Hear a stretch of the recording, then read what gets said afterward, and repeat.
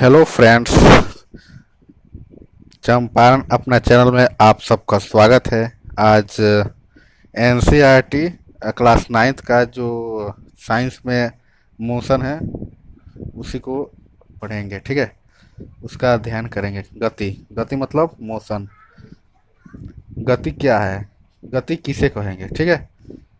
गति का पता कब चलता है? विरामा अवस्था से। ठीक है, यदि हम विराम की अवस्था में है तो क्या होगा? हम स्थिर हैं। ठीक है, अगर हम विराम अवस्था अपने पोजीशन चेंज कर दिए, ठीक है, थोड़ा सा आगे बढ़ गए तो क्या हुआ? गति हुआ।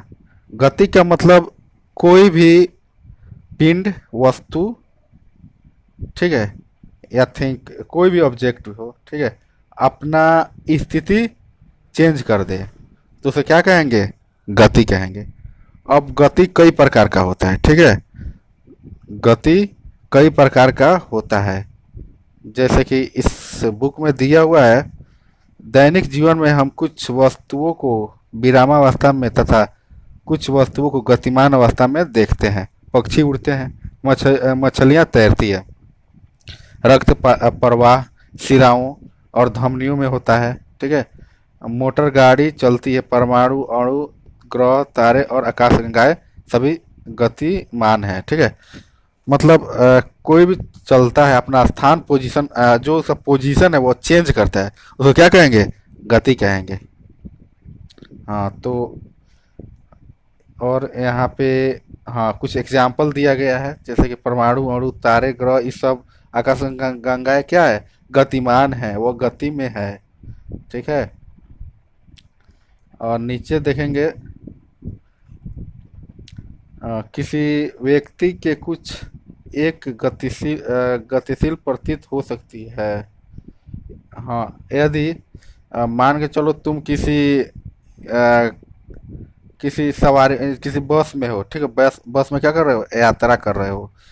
तो वहाँ पे बैठे बैठे तुम देखोगे कि बस तो चल रहा है, लेकिन तुम उसमें बैठे हो तो तुम्हें लगेगा कि हम स्थिर है और आसपास के जो पेड़ पौधे या इमारतें हैं वो गतिमान हैं। ऐसा होता है। ठीक है, लेकिन वास्तव में बस ही गति करता है। ठीक है, तो ये सारे भ्रमितियाँ हमारे दिमाग में आती है। ठीक है, गति का वर्णन, हम किसी वस्तु की स्थिति एक निर्देश बिंदु निर्धारित कर व्यक्त करते हैं। आइए हम एक उदाहरण द्वारा समझें। माना कि किसी गांव में एक क्या स्कूल रेलवे स्टेशन से 2 किलोमीटर उत्तर की दिशा में। हमने स्कूल की स्थिति को रेलवे स्टेशन के सापेक्ष निर्धारित किया। उदाहरण में रेलवे स्टेशन निर्देश बिंदु, यानी जो रेलवे स्टेशन है क्या वो डायरेक्शन पॉइंट है। ठीक है, निर्देश बिंदु है, और दूसरे बिंदु जो अपनी सुविधा अनुसार चयन करना है। तो इस प्रकार से उदाहरण से हम इसे समझ सकते हैं। ठीक है, इसलिए कुछ वस्तु स्थिति को बताने के लिए दिशा अनुसार आवश्यकता होती है, जो मूल बिंदु का मतलब वो स्थिर है। ठीक है, स्टेशन वो गतिमान थोड़े होगा, स्थिर ही होगा ना। गतिमान कौन होगा? हम लोग होंगे, क्योंकि हम लोग जब स्टेशन पे जाएंगे अपने गति करके जाएंगे। ठीक है, हाँ, तो इसमें कुछ ऐसा ही प्रॉब्लम्स दिया गया है।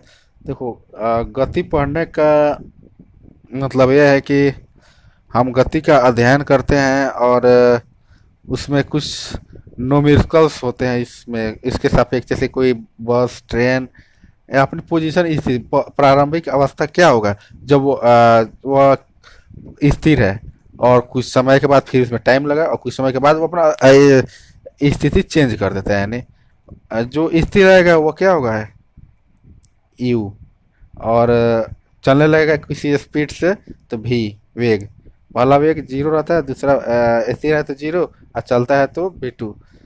ठीक है, टी समय में मतलब कुछ चलता है तो कुछ ना कुछ तो समय लगेगा ही। तो सरल रेखीय गति के बारे में हम पढ़ेंगे। ठीक है, गति सबसे साधारण प्रकार की सरल गति होती है। सरल गति का मतलब ऐसा ही कोई भी चीज़ है वो अपने आप में स्ट्रेट जा रहा है तो क्या है? सरल गति है। हमें सबसे पहले उदाहरण के द्वारा इसे व्यक्त करना सीखेंगे। माना कि कोई वस्तु सरल पथ पर गतिमान है, वह अपने बिंदु ओ से प्रारंभ करता है और निर्देश बिंदु जिसे वो है जो उसका प्रारंभिक स्थिति है, वो उसको निर्देश बिंदु वो मान लिया गया, माना जा सकता है। ठीक है, माना कि भिन्न भिन्न क्षणों में ए और बी और सी की स्थितियाँ क्या प्रदर्शित होती है। मतलब ए बी और सी जो है कोई वस्तु है, ठीक है, वो अपने समय के अनुसार अपना स्थिति चेंज करता है। ठीक है। हम्म, तो क्या वह गति कर रहा है, ठीक है, उसकी स्थिति में चेंज यानी गति। ठीक है। तो इसमें इसको तो कहानी की तरह इसको दे दिया गया, तो हम इसमें मेन मेन जो पॉइंट है वो बता दे रहे हैं जो ज़्यादा इम्पोर्टेंट है। ठीक है। सरल गति का मतलब एक सीधी रेखा में गति कर रहा है, वह सरल रेखा है। ठीक है, मतलब अपने गति में चल रहा है।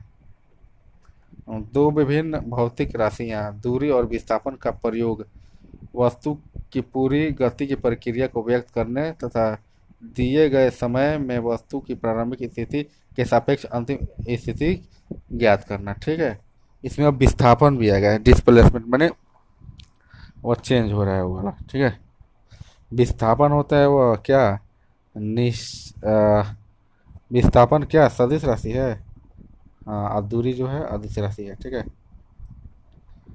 एक समान गति और असमान गति। अब यहाँ एक समान गति और असमान गति, मतलब एक समान गति का मतलब क्या, अगर 20 किलोमीटर प्रति घंटा से चल रहा है तो अपना पूरा डिस्टेंस उतना ही की स्पीड में जाएगा। असमान गति का मतलब क्या हुआ, 20 किलोमीटर की स्पीड से जा रहा है तो कभी 10 किलोमीटर तो कभी 30 किलोमीटर, मतलब इस तरह से असमान गति, मतलब उसकी स्पीड में जो चेंजेस आ रहे हैं, तो क्या असमान गति हो गया। ठीक है। अब नीचे हम देखेंगे, अब इस पर न्यूमेरिकल क्वेश्चंस कुछ बनेंगे। ठीक है। इसमें गति दे दिया गया है सारणी 8.1। इसमें ए द्वारा क्या तय की गई दूरी और बी द्वारा तय की गई दूरी। ठीक है। तो एक में हम देख रहे हैं 9:30 में 10 मीटर दूरी तय किया, 9:45 में 20, 30, 40, 50, 60, 70, इस तरह से, मतलब ये इसमें समान अंतर दिख रहा है। बी बी द्वारा क्या इसमें क्या है, कभी 12, 12 है, फिर 19 है, फिर 23, मतलब ये असमान है, इसमें कोई कॉम्बिनेशन नहीं मिल रहा है। ठीक है। हम्म, तो यहाँ पे कुछ न्यूमेरिकल्स देखेंगे। ठीक है। यहाँ पे दिया हुआ क्वेश्चन 2, एक किसान 10 मीटर की भुजा वाले एक वर्गाकार खेत में सीमा पर 40 सेकेंड में चक्कर लगाता है, तो 2 मिनट 20 सेकेंड के बाद उसकी विस्थापन क्या होगी। ठीक है। यहाँ पे कई फार्मूला इसमें प्रयोग होगा, वी स्क्वायर बराबर यू स्क्वायर प्लस 2 AS। ठीक है। एक ए फार्मूला होता है, वी बराबर you plus U T plus half A T square, एक ये भी होता है।